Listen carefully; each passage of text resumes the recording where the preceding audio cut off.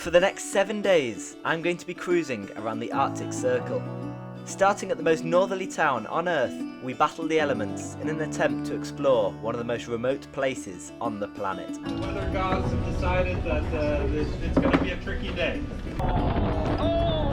We'll hike, cruise and kayak around raw, untouched landscapes. Just does not look like Earth at all. From huge glaciers to the boundary of the Arctic ice sheet, including jumping in the freezing ocean during the infamous polar plunge. We'll also keep an eye out for all the wildlife, including the polar bear. There's a bear on the region and we don't want to be the prey. Welcome to the end of the world.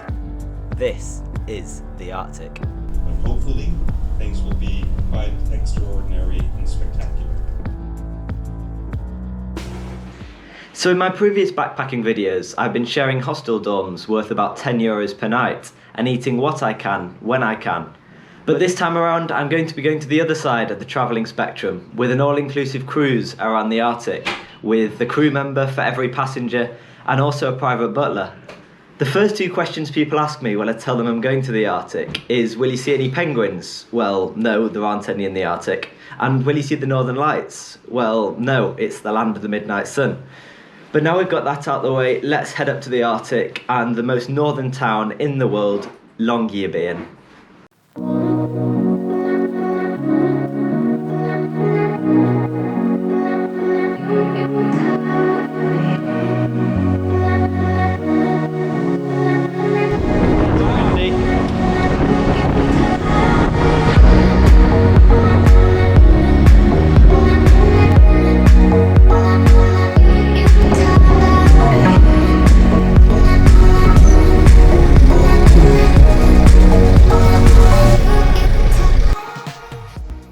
Svalbard is an archipelago of islands belonging to Norway. However, it is visa-free, so anyone from any country can live and work there. This has led to the capital, Longyearbyen, having 51 nationalities, which is crazy seeing as the total population is only 2,500. It means it is one of the most diverse places in the world.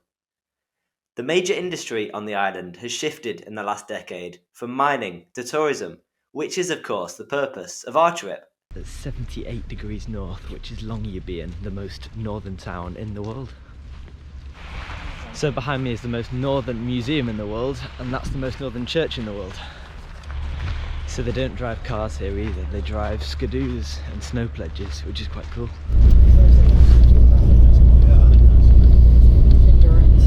Expedition leader, and this morning we had a bit of an exciting ride getting everybody off the ship. And we knew that this afternoon the weather wasn't really going to improve, so it would be an exciting moment to get you on the ship. So what does that mean? It means that we can only take a little piece of you at a time, and that we will have to put you in the Zodiacs and transport you to the ship as dry as possible. What does dry as possible mean? It means you will probably get wet. We have 40 knots of wind gusts. So that means that it's actually not feasible to start going across just yet. That unfortunately means we have to wait for a little weather window, however small that weather window might be. So I just ask for your little bit patience still. I know you've just come off the plane and are very eager to get onto the ship. I apologize, but the weather gods have decided that it's going to be a tricky day. So at the moment it's actually just too windy to get a dinghy across to the cruise ship, so we're just going to kind of go around. This storm lasting isn't going to finish till midnight, so at the moment it's just a waiting game. There will be showers in your suites. There will be hot chocolate in the bar. There will be, amenities. But for this transport to the ship, I am unfortunately going to inform you, it's going to be wet. It's going to be bumpy. It's going to be a tough ride. Let's go. Eventually, we were in there for about 2 hours, but now I think it's just about calm enough to go across. So yeah, let's go.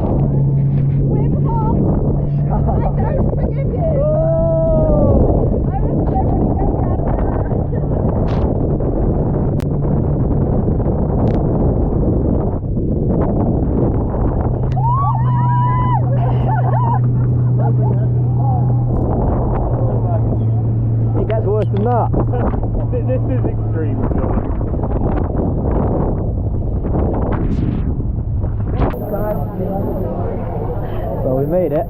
Yeah, without half of my story. I'm absolutely drenched. Right, let's go up. Oh, we're here.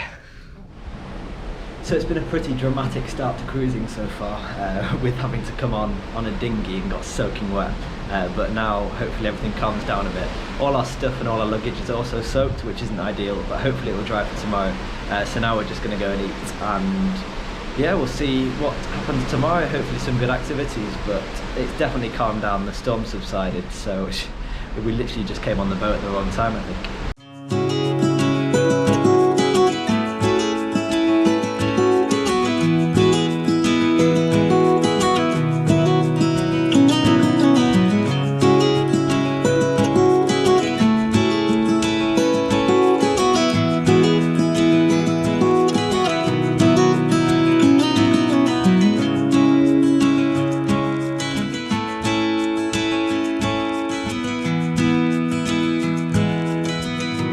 It's currently spot on midnight and the sun is quite a way above the sea, and I think this is about as dark as it's going to get, the sun being that high, and it makes you just feel so alive and awake even though it's midnight. So it'll be interesting actually sleeping tonight, but it's so bizarre, it feels so strange to just be sitting there and you just forget about the time. It feels like 1 PM, it's so strange.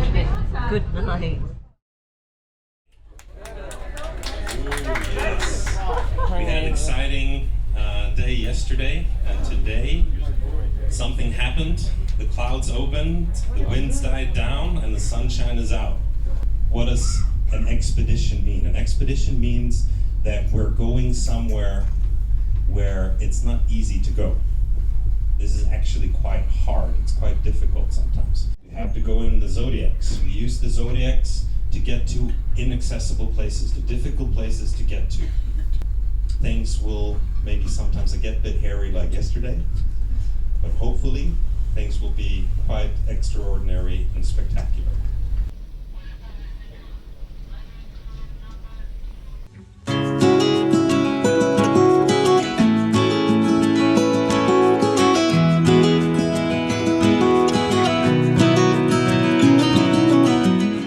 It is a lifetime experience. I've never smelled a more foul creature than this one, which is the walrus. Okay, these guys come to digest on the beach. They eat 5,000 oysters a day, and what they're doing right now is sleeping, farting, and burping. And we will very soon be able to smell it, which is a lifetime experience. It's good rubbing it back. That's amazing. Rubbing his forehead. Yeah, the smell is just disgusting, but amazing. The two tusks are massive. With its majestic tusks and whiskers, the walrus is one of the Arctic's most iconic species. Walruses face a huge threat from climate change as the melting sea ice pushes them further inland and away from their feeding grounds on the sea ice. This greatly increases gatherings, which can be especially deadly for young calves, as disturbances from tourism, shipping and industry can cause stampedes. We were so overprepared for that. I'm wearing so many clothes and it wasn't even that cold. In the end it was actually quite hot, so that was mad. But yeah, good to see a walrus. We started off today with a Glacier Cruise around Fortuna Bay. Wow. And that edge there, I'll give it 60 meters. Wow. If you have a hot summer, the glacier retreats and it doesn't get enough snow to fill them up again. The rainfall here is miserable. It's like a desert, a polar desert. This one has a story to tell. This sort of structure is telling you, it's screaming to your face that it comes from an avalanche. It's a sunny day, so I'm expecting some water to be melting, and this produces a lubricant, and we cannot be closer than 200 meters from the We had an accident. It wasn't our company, doesn't matter who was, but they were too close. The glacier calved and shards of ice flew horizontally and decapitated people. So Wow. it was pretty famous, really famous. So from then on they started doing all the calculations, and 200 meters was the minimum.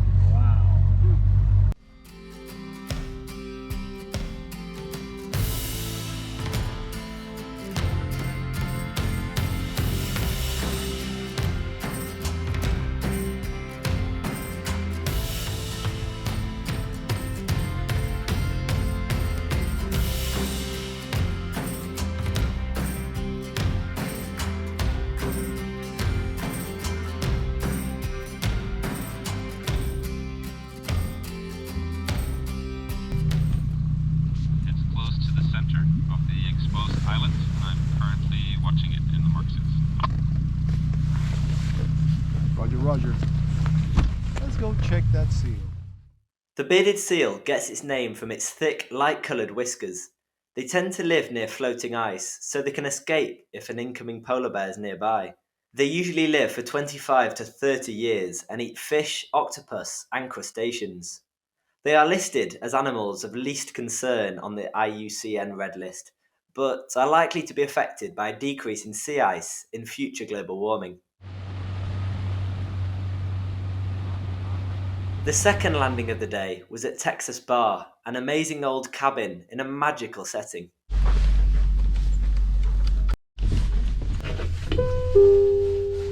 Deck 3.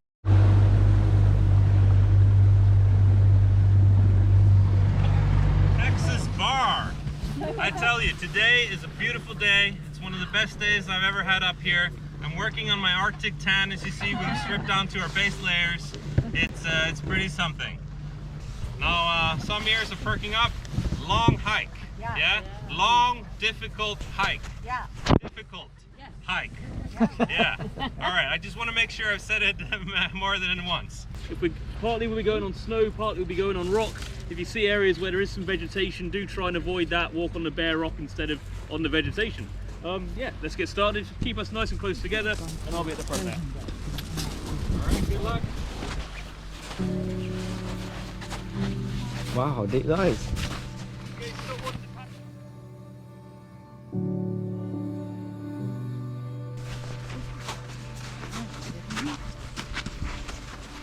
It's all kind of glacial moraine, really. This is what the glacier has shoveled down. Yeah. So when we were here last week, I was stationed up for the whole time by that big boulder, scanning across this area, keeping an eye open, and it felt like at any moment a bear could come across. Yeah, it just So on the last voyage, after we left here in the afternoon, we saw 2 bears on the islands back out in that direction. Yeah. So they are around here for sure. Representative of what it looks like everywhere. The name Svalbard means cold turf. And that's pretty much what it is. It's cold turf all over it. This is the turf. The vegetation never really gets much longer than this. The main things we're seeing growing, these little pink flowers. This is purple saxifrage, which is every landing site we go to, we'll see little cushions of that all over the place. But very, bleak is pretty much the word for the landscape. Very thin living. There will be reindeers walking around here. I saw some reindeer here last week, and they just about eke out an existence by chewing away on what little greenery there is. The rest of the group's gone down there, so we're going to follow that direction. Apparently there is a bit of a river. There's not normally a river here because it's so cold, but because it's been so sunny, the water, you can actually hear it rushing through there. Down at the bottom we've got a bit of a river crossing. Sarah with the previous group said it's tricky but very doable, so we'll get down there and see how we do.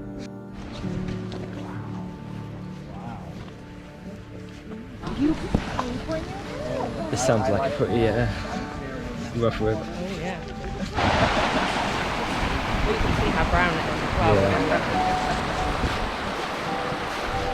So a couple of weeks ago this was all ice. It's now all melted away and flown back into the sea.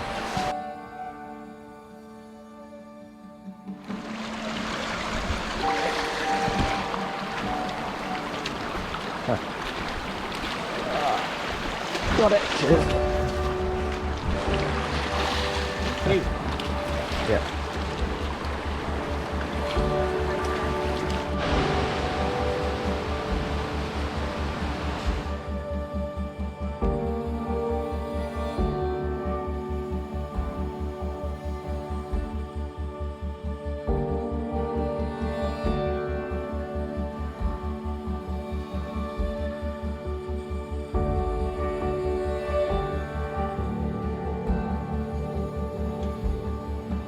now gone way back up there, we can't even see it, but at some point it would have been coming down here. You just can't see anything for miles and miles and miles. It's just rugged nothingness. You'd think you were on another planet if somebody dropped you here. It just does not look like Earth at all.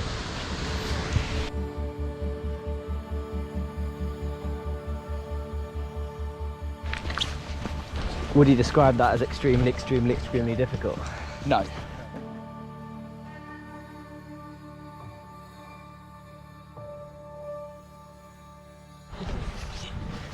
You just don't get a scale for how big these mountains are because they're so far away, but they're massive.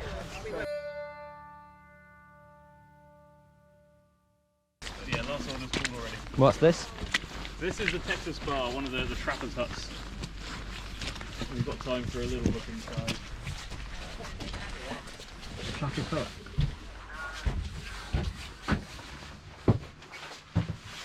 Oh, a bit of alcohol. What, you can put your name in it? Yeah. Go on then.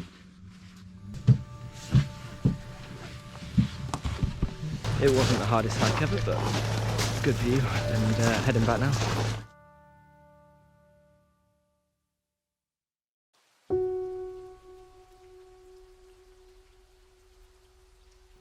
So today we've come all the way up to the edge of the polar ice sheet. So this is the last, well, it's technically the last bit of land before the North Pole, because the North Pole's frozen all year round. So we're right at the edge of it now, and you can see the ice all bobbing up and down, the sea ice, which is quite cool.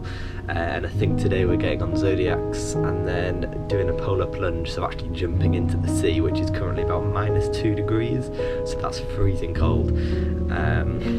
So yeah, that should be interesting. It's a bit foggy though, so it's not gonna be the best chance to see a polar bear, but hopefully we do. Perfect. Now it's a little bit foggy today, but don't worry. Thanks to my years in the university living rooms, I can navigate my way through foggy areas pretty well. You get my drift.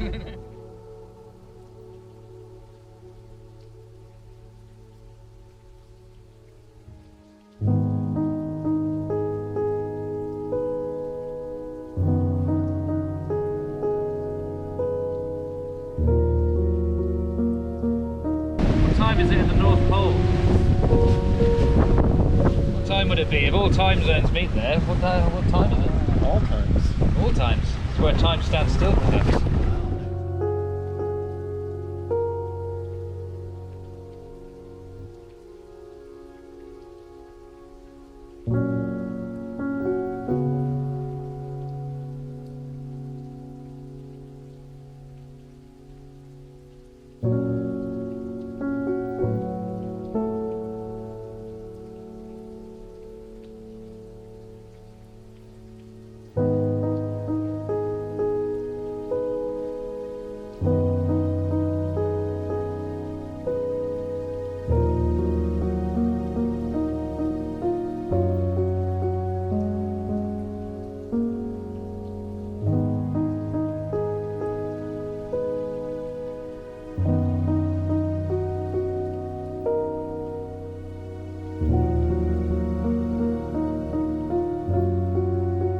It was then time for the infamous polar plunge. Yes, full immersion in water that's less than -2 degrees.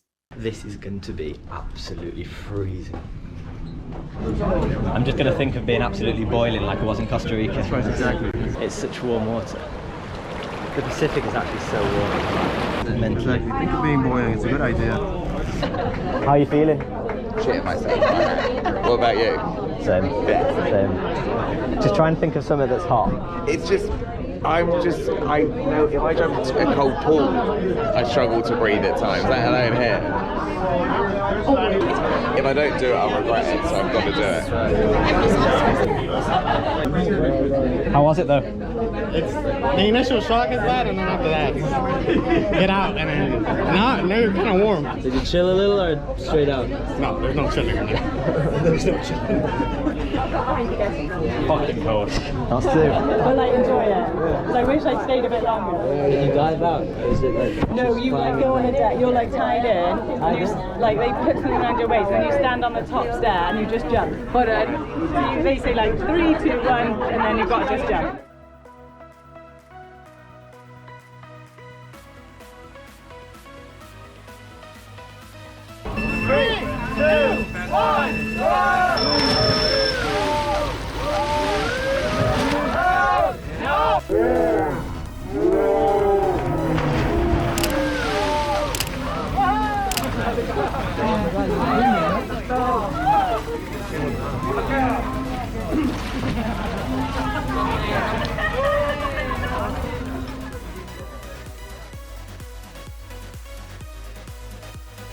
That was probably the coldest thing I've ever done in my life. Coming next, see one of the highlights of the entire trip as we go kayaking around one of Svalbard's oldest glaciers, including an opportunity to experience the Arctic's version of an eye test as we search for wildlife. Where's the reindeer? Where's the reindeer? It's so incredibly small though. And as the end of the cruise approaches, find out if we do see a polar bear.